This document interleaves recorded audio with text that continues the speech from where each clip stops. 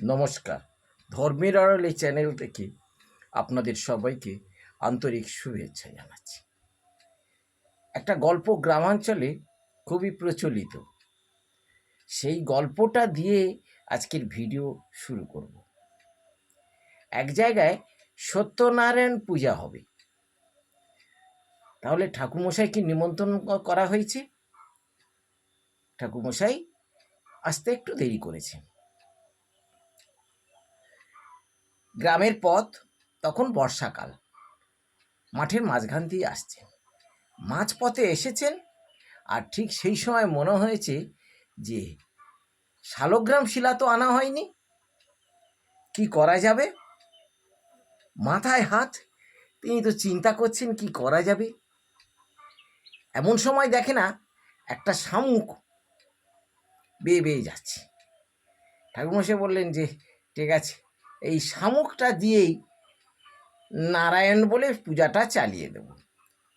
উনি তো সেটাকে নিয়ে যেখানে পূজা করতে গিয়েছেন সেখানে শামুকটা রেখে দিয়ে ফুল টুল চাপা দিয়ে মোটামুটি পূজা অর্চনা করা হবে, চলছে পূজা অর্চনা। এমন সময় শামুক তার নিজের গতিতে চলছে।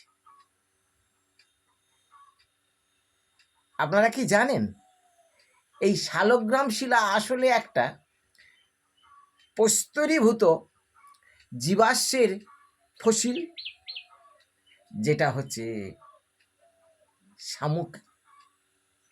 আজ এই কথাই বলব, সঙ্গে থাকবেন, পুরো ভিডিওটা দেখবেন এবং আমার চ্যানেলটা দয়া করে সাবস্ক্রাইব করবেন। মন্তব্য থাকলে অবশ্যই বলবেন, পছন্দ এবং অপছন্দের কথাও জানাবেন। আছো অনুলয়নীলে চিরনভনীলে ভূধর সলিলে গহনে আছো বিটবিলায় জলদের গায়ে শশীদারুকায়।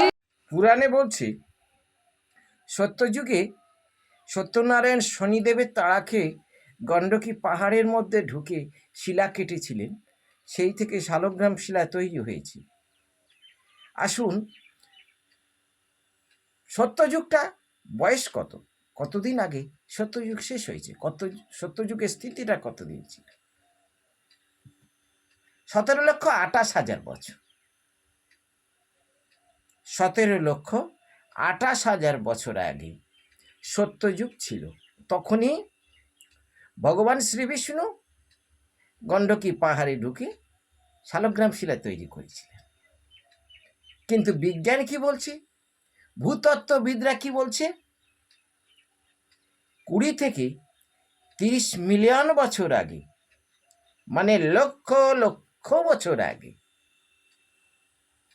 লক্ষ লক্ষ বছর আগে, 17 লক্ষ নয়, কোটি কোটি বছর আগে এই শালগ্রাম শিলা তৈরি হয়েছে। শালগ্রাম শিলা কোথায় পাওয়া যায়? গণ্ডকী পাহাড়ে। কালীগণ্ডকী নামে একটা নদী আছে, প্রচণ্ড খরস্রোতা। এই কালীগণ্ডকী যেতে হলে পায়ে হেঁটেই যেতে হয়। কালীগণ্ডকী নদীতে অহরহ শিলাখণ্ড ঘর্ষণ পাচ্ছে জলের স্রোতে। আস্তে আস্তে শিলাখণ্ড তার রূপ পরিবর্তন করছে, গোলাকার হয়ে যাচ্ছে, মসৃণ হয়ে যাচ্ছে, তাই কালীগণ্ডকীর জলটা কালো। আর এই যে শালগ্রাম শিলা যাকে আমরা বলি, এরা হচ্ছে অ্যামোনাইট, এদেরকে বলা হয় অ্যামোনাইট। জুরাসিক যুগে শামুক জাতীয় প্রাণীর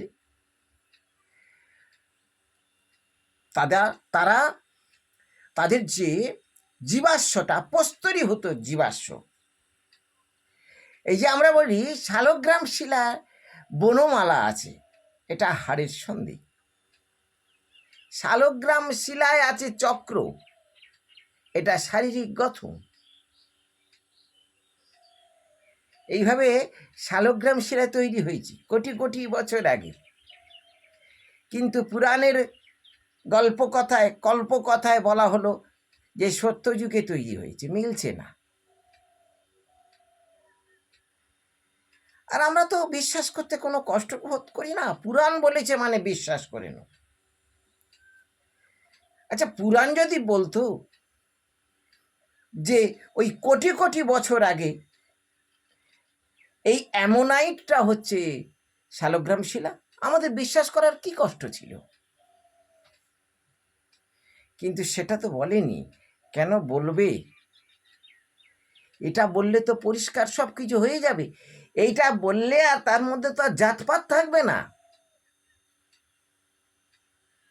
যদি বলি যে বিষ্ণু তৈরি করেছেন, তখন তো ব্রাহ্মণদের অধিকারে আসবে। আর যদি বলি প্রকৃতি তৈরি করেছে, তাহলে সকলের অধিকারে আসবে। ঘ্যাবলাটা কোথায় বুঝতে পেরেছে? আমরা বিশ্বাস করি, আমরা হিন্দুরা বিশ্বাস করি সমস্ত কিছুর মধ্যে ঈশ্বর আছে। তা শামুকের মধ্যে থাকবে না এর কি আছে? কেন থাকবে না? কেন শামুকের মধ্যে ভগবান থাকবে না কেন? আমাদের মেনে নিতে কষ্টটা কোথায়? যে কোটি কোটি বছর আগে প্রস্তরীভূত শামুকের জীবাশ্রয় হচ্ছে শালগ্রাম শিলা। তা সেখানে আমরা শ্রী বিষ্ণুকে নামিয়ে আনছি কেন? এই ভণ্ডামিটা কেন? শালগ্রাম শিলা হচ্ছে শ্রী বিষ্ণুর প্রতীক। তা কোটি কোটি বছর আগে তৈরি হয়েছে, ঝামেলাই মিটে গেল তো। আমরা বিষ্ণু তৈরি করেছে বলতে যাব কেন? বিষ্ণু তৈরি করতে গেছে, ওই জীবাশ্ম বিষ্ণু তৈরি করতে গেছে। যত সব ধান্দাবাজির গল্প। আপনারা ধান্দাবাজিটা বুঝতে পারছেন না। আমি চেষ্টা করলাম আপনাদের বোঝাবার জন্যে।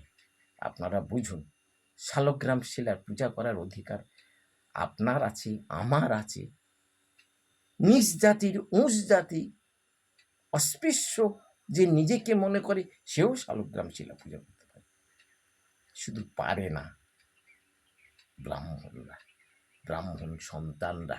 এই যুগের ব্রাহ্মণ সন্তানদের শালগ্রাম শিলার স্পর্শ করার অধিকার নেই, কারণ তারা কাপালিক কালচারে অভ্যস্ত হয়ে গেছে। তাদের মধ্যে বৈদিক ধর্ম সংস্কৃতি নেই।